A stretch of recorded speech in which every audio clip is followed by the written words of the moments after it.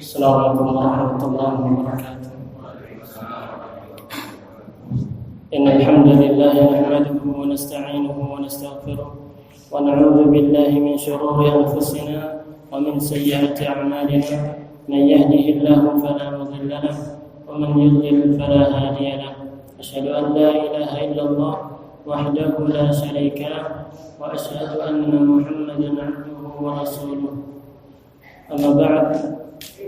Jamaah rahimani wa rahimakumullah. Kita memuji kepada Allah Subhanahu wa taala yang telah memberikan kesempatan kepada kita kesehatan sehingga kita bisa hadir di majelis ilmu ini. Meskipun seandainya tadi Syekh Malik bisa mengisi itu lebih baik karena beliau lagi capek, maka kita ganti. Kalau tidak ada air maka pakai debu pun sah untuk tayamum. Ya, artinya sebenarnya beliau lebih kompeten daripada saya, namun karena beliau belum sempat, maka kita coba untuk membahas kitab ini. Jamaah rahimani wa rahimakumullah.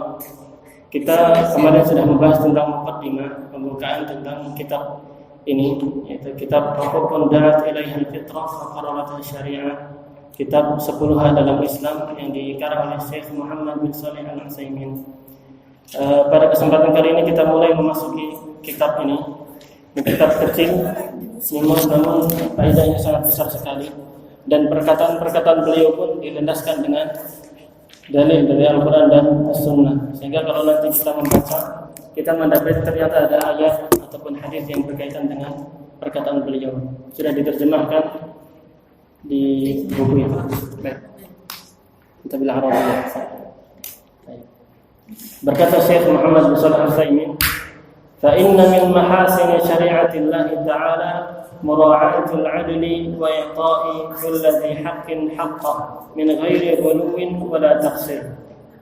Di situ di paragraf kedua, di antara kebaikan syariat Allah, yaitu syariat Islam, adalah agama Islam ini memperhatikan tentang masalah keadilan. Yani Islam memerintahkan untuk berbuat keadilan dan menjunjung tinggi keadilan sosial bagi seluruh rakyat, baik Indonesia ataupun di luar Indonesia.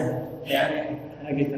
Jadi sangat menjunjung tinggi tentang masalah keadilan dan memerintahkan kaum muslimin untuk berbuat adil. Mura'atul 'adl,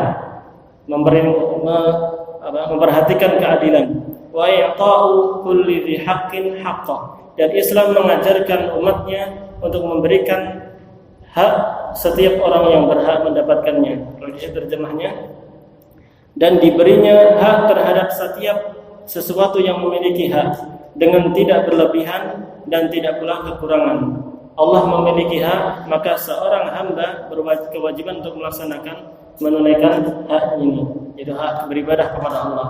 Rasulullah juga punya hak, dan hak beliau adalah untuk diikuti ajarannya, diimani, dan dijadikan suri toladan. Maka seorang muslim juga harus melaksanakan hak tersebut.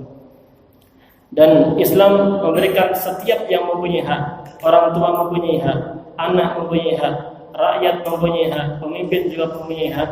Itu Islam mengajarkan untuk memberikan setiap yang mempunyai hak, diberikan haknya. Sangat adil sekali. Dan ini saya mengatakan faqad amara Allah bil adli wal ihsan wa ita'i dzil qurba. Allah Subhanahu wa taala telah memerintahkan untuk berbuat adil, berbuat kebaikan, dan memberikan kebutuhan untuk kerabatnya. Dan ini berdasarkan dengan ayat yang mempunyai Al-Quran, bisa dibaca di surat An-Nahl ayat ke-90. Allah berfirman, "Innallaha ya'muru bil 'adli wal ihsan wa ita'i dzil qurba wa yanha 'anil fahsya'i wal munkari wal baghi ya'idzukum la'allakum tadhakkarun." Ini ayat sering dibaca sama khatib ya. Khatib kalau hampir selesai khutbahnya biasanya membaca ini. Ibadallah, innallaha ya'muru bil adli wal ihsan wa ita'i dzil qurba wa yanha 'anil fahsya'i wal munkar. Artinya, sesungguhnya Allah menyuruh kalian untuk berbuat adil, yaitu bertauhid. Dalam tafsir Jalalain itu disebutkan, maksudnya berbuat adil adalah bertauhid, menauhidkan Allah, atau berlaku adil dengan sesungguhnya, dan memerintahkan berbuat kebaikan, dan yaitu menunaikan yang fardu-fardu, yang wajib-wajib, dan lain sebagainya. Kemudian memberi bantuan kepada kaum kerabat atau famili. Jadi Islam memerintahkan untuk berbuat adil, berbuat kebaikan, dan memberikan kebutuhan ke kerabat. Dan kata Syekh, wabil adli bu'itsatir rusul, dan dengan keadilan inilah para rasul diutus. Para rasul diutus untuk membawa keadilan di muka bumi ini. Wa unzilatil kutub, dan kitab-kitab baik Taurat, Injil, Al-Qur'an itu semuanya diutus untuk membawa keadilan. Terlebih adalah Al-Qur'an ini.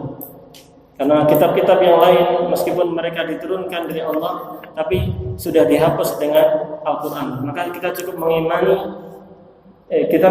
semuanya, namun yang kita ikuti, yang kita jadikan rujukan adalah Al-Qur'an saja. Adapun Taurat dan Injil sudah dihapus hukumnya, kecuali yang ditetapkan sama Al-Qur'an.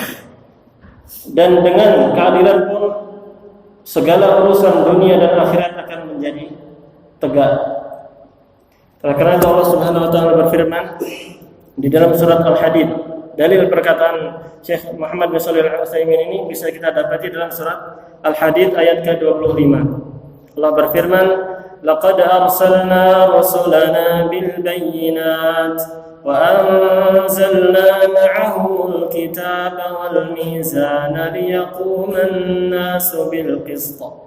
Sesungguhnya kami telah mengutus rasul-rasul kami dengan membawa bukti-bukti yang nyata, dan telah kami turunkan kitab bersama mereka agar manusia dapat melaksanakan keadilan. Yakni diturunkannya Al-Qur'an, diutusnya para nabi adalah untuk menegakkan keadilan. Keadilan yang sesungguhnya, yang merealisasikan atau memberikan hak semua orang yang berhak. Tidak seperti hak asasi manusia yang hakikatnya hanya terhadap orang-orang tertentu, tapi semuanya akan mendapatkan haknya. Dan di antara hak-hak yang ada dalam Islam ini dijelaskan sama Syekh Muhammad bin Shalih Al-Utsaimin dalam kitab ini ada 10. Ya, hak kepada Allah, nabinya, kedua orang tua, kemudian anak-anak. Baik. Dan Syekh Utsaimin mengatakan, apa itu maksudnya adil? Adil, wal adlu i'ta'u kulli dhi haqqin haqqah. Dan yang namanya adil, seseorang bisa berbuat adil itu apabila ia memberikan hak terhadap segala sesuatu yang memiliki hak, dan menempatkan sesuatu itu sesuai dengan kedudukannya. Begitu. Dan dengan cara kita mempelajari hak-hak ini dalam kitab ini, kita akan bisa merealisasikan semua hak yang ada, sehingga kita tidak menjadi orang-orang yang zalim, yang tidak melakukan kewajiban untuk berbuat adil. Karena Allah Subhanahu wa taala tadi sudah berfirman bahwasanya Allah itu memerintahkan kita untuk berbuat adil. Ada kisah yang menarik yang diriwayatkan oleh Imam Bukhari rahimahullah dalam kitab sahihnya, bahwasanya zaman dahulu Nabi sallallahu alaihi wasallam itu mempersaudarakan orang Ansar dan Muhajirin. Jadi karena orang-orang Muhajirin itu datang dari Makkah tanpa membawa bekal, maka Rasulullah SAW mempersaudarakan mereka dengan kaum Ansar, sehingga kaum Ansar pun bisa menolong mereka dan membantu mereka gitu. Jadi di antara yang dipersaudarakan oleh Rasulullah SAW adalah Abu Darda dan Salman Al-Farisi, orang Persia, tapi beliau masuk Islam di Mekah, kemudian masuk ke Madinah, dipersaudarakan sama Nabi sama Abu Darda. Suatu ketika disebutkan bahwasanya Salman Al-Farisi menziarahi, mengunjungi Abu Darda ke rumahnya. Didapati ternyata Ummu Darda, istrinya Abu Darda itu pakaiannya tidak karuan, artinya dia tidak dandan, tidak memakai pakaian yang indah, seakan-akan Ummu Darda ini tidak terawat, tidak pernah disentuh sama Abu Darda. Maka Salman pun heran. Madza biki? Kenapa engkau wahai Ummu Darda? Kenapa kau seperti ini pakaiannya? Maka Ummu Darda mengatakan, akhuka Abu Darda laisa lahu hajatun fid dunya. Saudaramu itu Abu Darda enggak punya keinginan pun terhadap dunia. Dia enggak mau sama istrinya, enggak mau sama harta, enggak mau makan, enggak mau gini. Kenapa? Karena dia lebih sibuk terhadap ibadah, hanya ibadah saja. Istrinya tidak diurus. Kemudian kalau diceritakan bahwa beliau kalau malam tahajud terus dari sejak habis isya itu langsung tahajud. Mungkin makan sekedarnya itu tahajud. Paginya puasa. Sehingga istrinya pun tidak terurus. Maka karena melihat itu maka Salman pun melakukan sesuatu biar Abu Darda ini sadar akan hak istri tadi. Maka dikatakan faja'a Abu Darda fasana'a lahu ta'am. Maka Abu Darda pun datang kemudian menemui Salman, kemudian memberikan makanan karena tamu harus dijamu. Di antara hak tamu adalah untuk dijamu. Maka beliau menghidangkan makanan. Kemudian Abu Darda mengatakan, Salman, silakan dimakan. Saya puasa. Silakan dimakan, saya puasa. Maka Salman pun mengatakan, ma ana bi'akul hatta ta'kul. Aku enggak mau makan kalau kamu enggak makan. Silakan makan. Puasa, buka, fa'akala. Silakan buka dan jangan puasa. Gitu. Kemudian fa'akala falamma kana fa'akala. Maka Abu Darda pun makan. Artinya membatalkan puasanya. Lalu ketika pada malam hari Abu Darda bangun untuk melaksanakan sholat. Yakum. Faqala lahu, maka Salman pun berkata kepada Darda, Abu Darda, tidur, jangan sekarang. Masih di awal, masih awal malam, tidur. Dan tidur. Setelah itu bangun lagi, mau sholat lagi. Kemudian sama Salman tidur lagi, tidur. Maka ketika setelah di sepertiga terakhir di akhir malam, maka Salman mengatakan kepada Abu Darda, bangun. Maka keduanya pun melaksanakan sholat. Faqala lahu Salman, dan setelah melaksanakan sholat Salman berkata, memberitahu kepada Abu Darda, inna li rabbika 'alaika haqqun. Sesungguhnya Allah Rabbmu, Tuhanmu itu mempunyai hak yang harus kamu lakukan, yang harus kamu tunaikan. Wa inna li nafsika 'alaika haqqun. Dirimu juga mempunyai hak yang harus kamu tunaikan.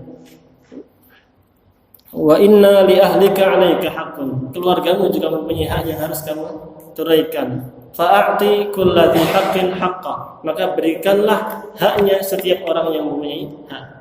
Istrinya punya hak, berikan kepada mereka. Berikan haknya untuk ditemani, untuk disayangi, untuk diberi makan. Allah juga mempunyai hak untuk kita ibadahi salat. Salat ada porsinya, bercanda dengan istri ada porsinya, bercanda dengan anak-anak ada porsinya, bekerja juga ada porsinya, seperti itu. Maka Salman mengatakan kepada Abu Hurairah, "Fa'ati kulladzi haqqin haqqah." Berikanlah hak setiap orang yang mempunyai hak. Yani bagi porsinya, jangan ibadah melulu, tapi ada kamu mempunyai kewajiban terhadap keluarga, mempunyai kewajiban kepada kerabat, seperti itu. Dan dirimu sendiri punya hak untuk istirahat, biar tidak terforsir kekuatannya untuk ibadah saja, nanti capek, nanti masa tua menjadi renta, tidak bisa ngapa-ngapa. Maka karena Allah Salman inilah radhiyallahu anhu, Abu Darda mengadukan kepada Nabi sallallahu alaihi wasallam. Fa'ata an-nabiy sallallahu alaihi wasallam fa dzakara dzalika lahu. Maka beliau Abu Darda menceritakan hal itu kepada Salman. Wahai Rasulullah, Salman itu datang ke rumah saya seperti ini. Gimana menurut Rasulullah? Anda wahai Rasulullah? Maka Rasulullah bersabda, "Shadaqa Salman." Salman telah benar. Jadi perkataan Salman ini dibenarkan sama Nabi sallallahu alaihi wasallam.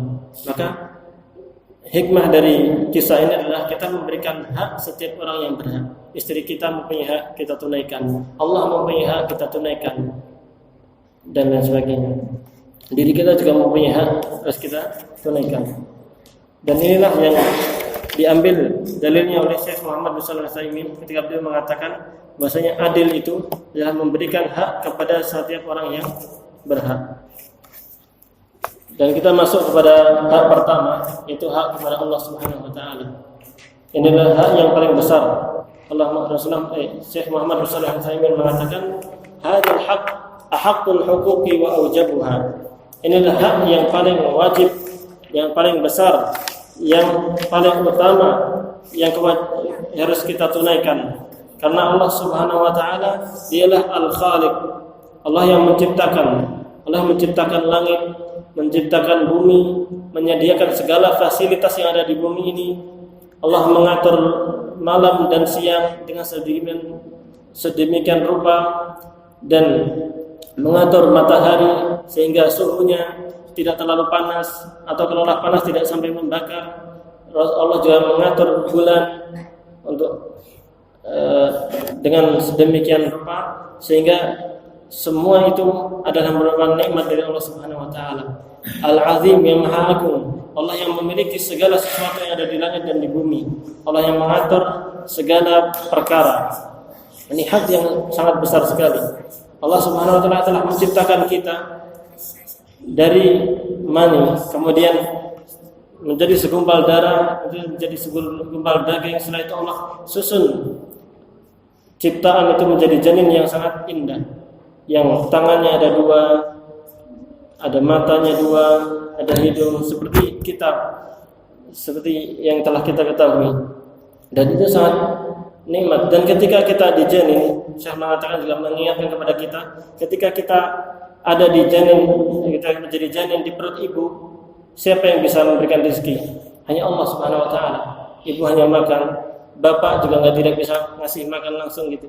Tapi yang memberikan rezeki, yang mengatur pertumbuhan seorang bayi itu hanyalah Allah Subhanahu wa taala. Ini nikmat dari Allah Subhanahu wa taala. Dan Allah menjadikan untuknya mata sehingga kita bisa melihat, kemudian pendengaran, kemudian kita bisa berbicara. Ini adalah nikmat yang sangat indah sekali. Oleh karena itu Syekh berkata,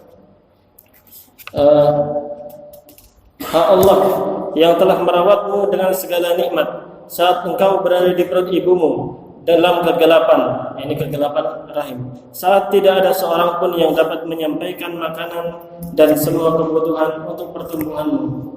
Dialah Allah yang menyiapkan engkau air susu ibu dan memberimu petunjuk. Di antara petunjuknya adalah petunjuk seorang janin bisa langsung meminum hasratnya langsung ingin ke tempat keluarnya air susu, sehingga dia bisa minum dari sana. Kemudian disediakannya untuk kita kedua orang tua yang memiliki kasih sayang kepadamu. Dia yang memberimu berbagai nikmat, akal, pemahaman, serta menyiapkan dirimu untuk menerima nikmat dan manfaatnya. Allah Subhanahu wa taala berfirman, "Wallahu akhrajakum min butuni ummahatikum la ta'lamuna syai'an wa ja'ala lakumus sam'a wal absara wal af'idah la'allakum tashkurun." Dan Allah mengeluarkan kamu dari perut ibumu dalam keadaan tidak mengetahui sesuatu pun, dan Dia memberikan kepadamu pendengaran, penglihatan, dan hati agar kamu bersyukur. Maka ketika kita melihat atau mengetahui bahwasanya Allah lah yang menciptakan kita, mengurus segala kehidupan kita baik sebelum lahir sampai kita lahir sampai kita sekarang ini, maka kewajiban kita ini sangat besar untuk menunaikan hak Allah Subhanahu wa taala, itu hak untuk diibadahi saja. Dan yang diminta oleh Allah Subhanahu wa taala ada hanya satu. Saya mengatakan yang diminta dari kita hanyalah satu, dan itu pun kebaikannya akan kembali kepada kita. Dia meminta kita untuk beribadah kepada Allah semata dan tidak menyekutukannya. Allah hanya meminta satu saja. Itu pun Allah tidak butuh sebenarnya permintaan itu, tapi yang butuh adalah kita. Karena dengan kita beribadah kepada Allah, kita akan diampuni dosa-dosanya dan dimasukkan ke dalam surga, sehingga kita akan kembali ke dalam surga yang kekal abadi. Allah Subhanahu wa taala berfirman, "Wa ma khalaqtul jinna wal insa illa liya'budun. Ma uridu minhum min rizqin wa ma uridu an yut'imun. Innallaha huwar razzaqu dzul quwwatil matin." Allah tidak menciptakan, kata Allah, sesungguhnya aku tidak menciptakan jin dan manusia kecuali supaya mereka beribadah kepadaku. Bagusnya di sini bukan mengabdi ya, tapi beribadah kepadaku. Ya'budun, agar maknanya betul-betul ibadah. Yang menyembah kepada Allah. Artinya kalau di dalam ayat Al-Quran disebutkan liya'budun, artinya liwahudun, untuk mentauhidkan satu saja. Agar beribadah hanya kepadaku saja. Aku tidak menghendaki atau aku tidak menginginkan rezeki sedikit pun dari mereka, dan aku tidak menginginkan supaya mereka memberiku makan. Sesungguhnya Allah lah yang Maha Pemberi rezeki, yang mempunyai kekuatan lagi sangat kokoh. Ini ayat yang sangat besar sekali berkaitan dengan hakikat kita sendiri. Kita di dunia ini diciptakan Allah Subhanahu wa taala bukan sia-sia, tapi ada tugas, ada kewajiban, yaitu untuk beribadah hanya kepada Allah Subhanahu wa taala, tunduk hanya kepada Allah Subhanahu wa taala. Sebagaimana tunduknya langit, sebagaimana tunduknya matahari, bulan dan bumi dan segala makhluk Allah Subhanahu wa taala, mereka tunduk kepada Allah Subhanahu wa taala. Namun sebagian manusia tidak mau beribadah kepada Allah karena mungkin mereka belum mendapatkan hidayah dari Allah Subhanahu wa taala. Maka hidayah untuk mendapatkan atau pengetahuan untuk mengetahui bahwasanya kita diciptakan untuk beribadah kepada Allah ini sangat besar sekali. Betapa banyak manusia yang beribadah kepada selain Allah. Mereka beribadah kepada makhluk, menyembah manusia, menyembah pepohonan, menyembah batu-batu ataupun kayu disembah. Maka itu sangat tidak benar. Namun yang benar adalah kita beribadah kepada Allah. Allah yang menciptakan kita, Allah yang memberikan rezeki kepada kita, yang memberikan segala fasilitas di bumi ini, maka dialah satu-satunya yang berhak diibadah. Kita diinginkan oleh Allah Subhanahu wa taala agar menjadi hamba-hambanya dengan semua makna yang terkandung dalam kalimat penghambaan. Karena ibadah itu mencakup segala sesuatu yang Allah perintahkan dan Allah larang. Baik, langsung saja. Baik. Dan hak Allah itu adalah merupakan akidah yang sangat agung, keimanan terhadap kebenaran serta amal saleh yang mendatangkan hasil. Akidah yang batangnya adalah cinta dan pengagungan, sedangkan buahnya adalah keikhlasan. Ini dengan ibadah kepada Allah itu kita harus ikhlas dan sabar. Kita diantara ibadah adalah kita melaksanakan salat yang 5 waktu sehari semalam. Dengannya Allah menghapuskan segala kesalahan dan mengangkat derajat serta memperbaiki hati dan keadaan. Seorang hamba dapat melakukannya sesuai kemampuannya, dan ibadah kepada Allah ini sangat mudah, tidak susah. Kita diperintahkan untuk salat hanya 5 waktu saja. Kalau kita bekerja bisa 5 jam, bisa bahkan 1 hari pun penuh, maka sholat ini hanya sebentar, dan waktunya pun waktu yang sangat cocok. Subuh, pagi, kemudian zuhur, asar, maghrib, isya, ini sebentar. Dan sholat mungkin di sini hanya 10 menit, kalau di tempat lain bisa 3 menit, sangat cepat. Tapi di sini alhamdulillah bisa khusyuk. Namun kalau kita melaksanakan sholat ini dengan ikhlas, dengan sesuai dengan yang diajarkan oleh Nabi Muhammad SAW, insyaallah akan tenang. Salatnya akan menjadi khusyuk, dan salat khusyuk itulah yang kita inginkan. Karena di antara ciri-ciri orang yang akan memasuki surga Firdaus adalah salatnya khusyuk. Allah berfirman, "Qad aflahal mu'minun alladzina hum fi salatihim khashi'un." Sungguh telah beruntung. Yani mereka akan mendapatkan surga Firdaus orang-orang yang beriman.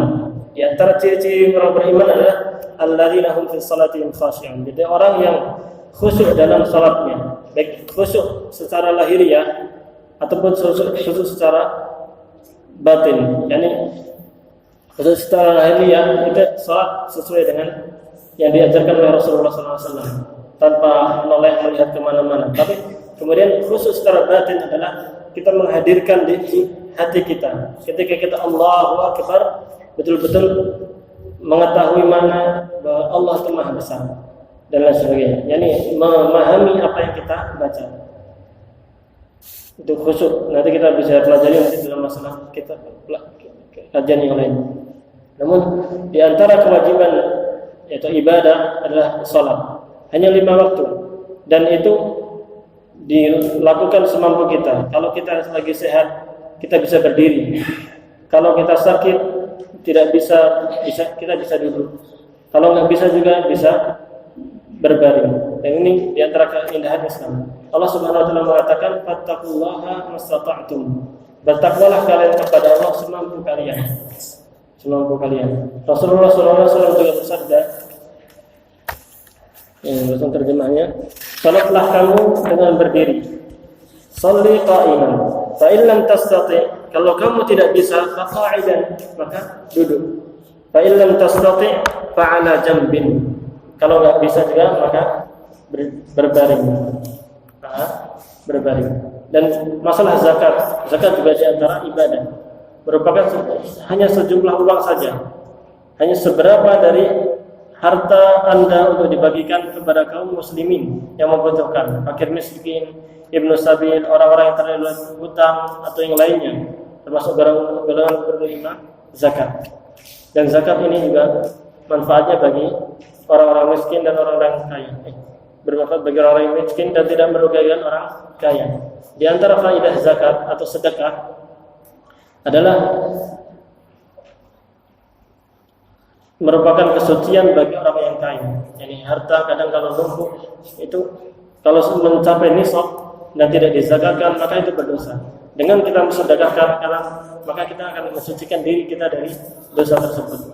Dan bagi orang yang miskin dia akan mendapatkan harta itu, kemudian tidak akan timbul kedengkian karena kalau orang kaya kemudian pelit, maka orang miskin pun akan benci kepada orang kaya, sehingga muncullah pencurian, muncullah perampokan dikarenakan banyaknya orang-orang miskin, yang mereka juga miskin harta dan miskin iman. Kemudian diantara puasa adalah ibadah adalah puasa, dan ini yang wajib adalah puasa Ramadan. Itu pun setahun hanya sebulan. Allah Subhanahu wa taala juga dalam puasa saja masih mengatakan, dan barang siapa yang sakit atau berpergian lalu berbuka karenanya, maka wajiblah dia berpuasa sebanyak hari yang ditinggalkannya itu pada hari-hari yang lain. Dan haji, kewajiban haji juga hanya bagi yang mampu, itu pun sekali seumur hidup. Dan ibadah-ibadah yang lain juga seperti itu. Dan ibadah kepada Allah ini sangat mudah. Adapun yang selainnya diwajibkan berdasarkan tuntunan yang ada seperti jihad fisabilillah. Maka Syekh mengatakan, "Unzur ya akhi, lihatlah, perhatikanlah wahai saudaraku, hadzal haqqul yasir 'amalan." Hak Allah yang sangat mudah dilaksanakan, yang mendatangkan banyak pahala. Jika Anda melaksanakannya, niscaya Anda akan menjadi orang yang berbahagia di dunia dan di akhirat. Anda akan selamat dari api neraka dan akan masuk surga. Oleh karena itu Allah Subhanahu wa taala berfirman, "Faman zuhziha 'anil nari wa udkhila al-jannah faqad faz, wa mal hayatud dunya illa mata'ul ghurur." Barang siapa yang dijauhkan dari neraka dan dimasukkan ke dalam surga, maka sungguh ia telah beruntung. Sesungguhnya kehidupan dunia itu tidak lain hanyalah kesenangan yang memperdayakan, kesenangan yang menipu. Dan dengan ini kita selesai dari hak Allah Subhanahu wa taala. Dan ini sebenarnya hak Allah Subhanahu wa taala hanya satu yang harus kita laksanakan, yaitu beribadah hanya kepada Allah Subhanahu wa taala. Dan ini pernah disampaikan sama Rasulullah SAW. Diriwayatkan dalam hadis Muslim dan Bukhari. Suatu ketika Mu'adz bin Jabal radhiyallahu ta'ala bonceng. Di sini disebutkan, "Kuntu radifan Nabi sallallahu alaihi wasallam." Dahulu aku pernah bonceng. Dan memboncengkan orang, dibonceng itu juga termasuk sunnah Nabi sallallahu alaihi wasallam. Rasulullah meskipun beliau seorang rasul, meskipun beliau waktu itu seorang pemimpin kaum muslimin, tetap beliau tawadhu, memboncengkan orang lain. Dan ini akhlak yang sangat baik, bisa kita amalkan. Baik. Mu'adz bin Jabal mengatakan, dahulu aku pernah membonceng Nabi sallallahu alaihi wasallam.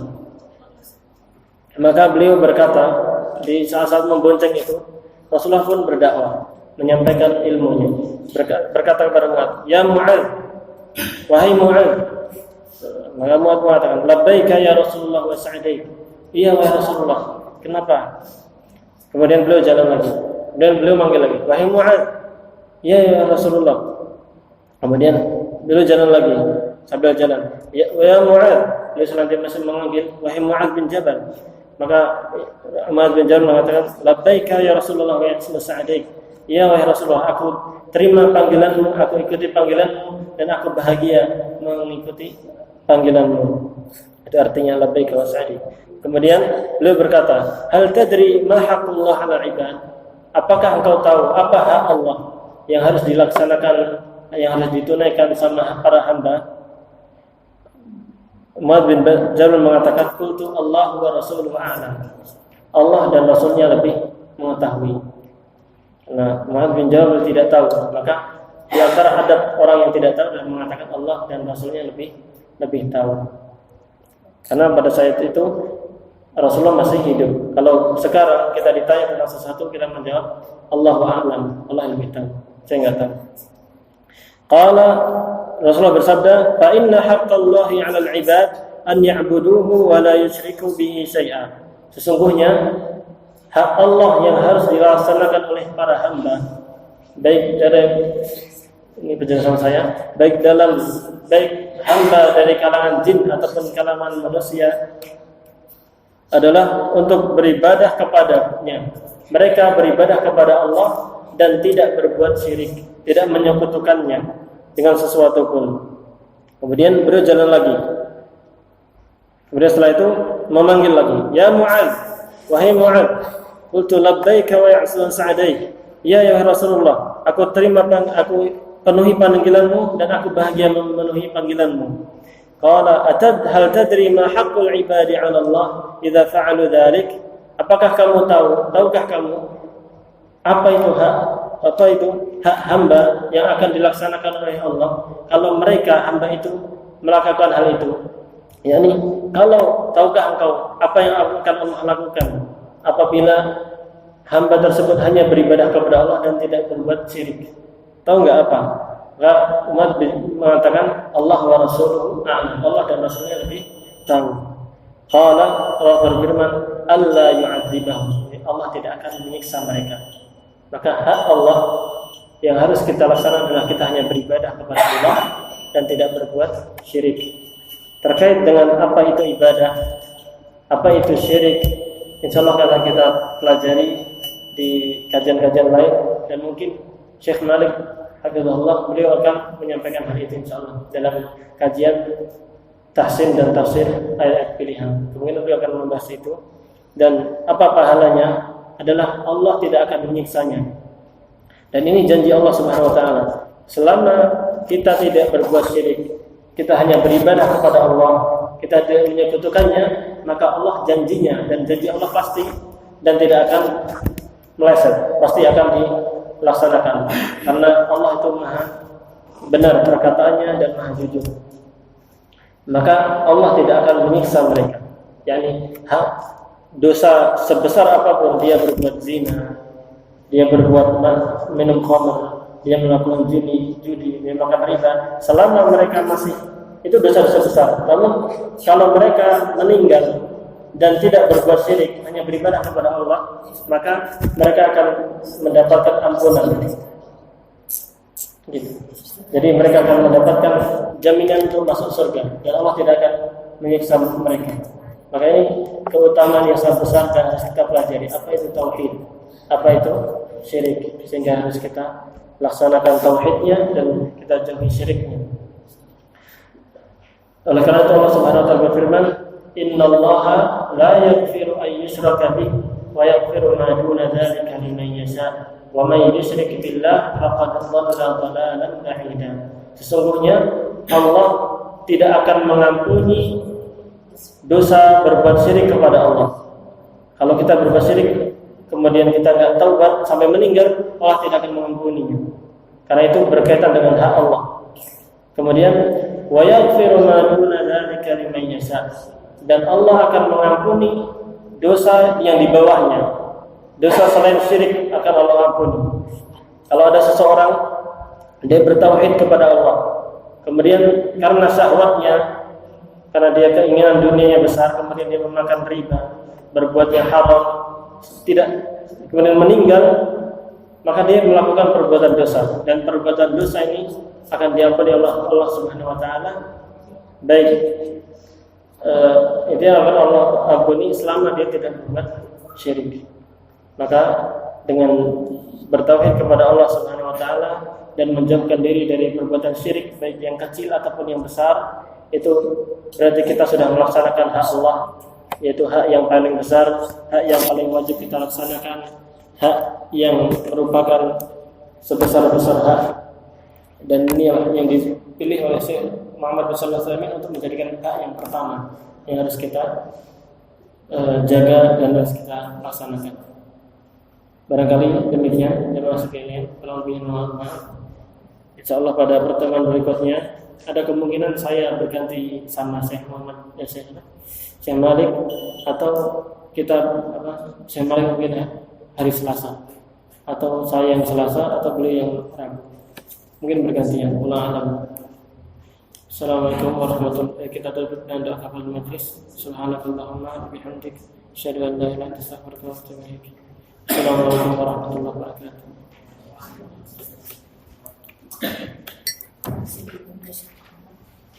Sama. Ada sama.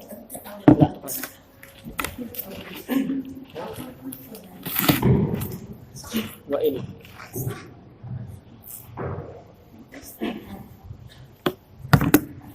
Allah